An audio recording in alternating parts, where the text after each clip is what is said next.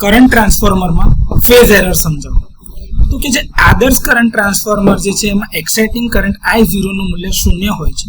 તેથી વેક્ટર જે સેકન્ડરી કરંટનો ટ્રાન્સફોર્મ વેલ્યુનો વેક્ટર જે Kn × Is આપણે કહીએ છીએ એ અને પ્રાઇમરી કરંટનો વેક્ટર Ip આ બંને એકબીજાની ઉપર ઓવરલેપ આવી રીતે થયેલા હોય, એટલે કે બંને સેમ ફેઝમાં હોય છે. તો એ બંને વચ્ચેની ફેઝ એરર 0 થઈ જાય છે. પરંતુ વાસ્તવમાં એટલે કે એકચ્યુઅલમાં I0 નું મૂલ્ય 0 હોતું નથી.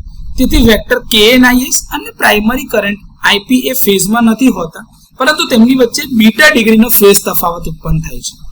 આ એરરને ફેઝ એરર તરીકે ઓળખવામાં આવે છે. આ ફેઝ એરર છે એ મિનિટમાં વ્યક્ત કરવામાં આવે છે.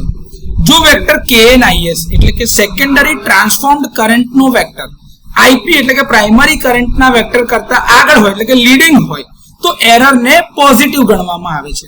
તો આ રીતે કરંટ ટ્રાન્સફોર્મરમાં ફેઝ એરર સમજી શકાય છે. સાથે એટલું ધ્યાન રાખવું કે જો Ip છે એ પાછળ હોય એટલે Kn_Is જે છે એ પાછળ છે અને Ip આગળ છે તો એ લેગિંગ કહેવાય. તો આમાં એરરને નેગેટિવ ગણી શકાશે.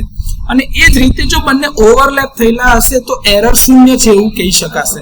તો આ રીતે કરંટ ટ્રાન્સફોર્મરમાં પોઝિટિવ, નેગેટિવ અથવા તો 0 એરર હોઈ શકે છે.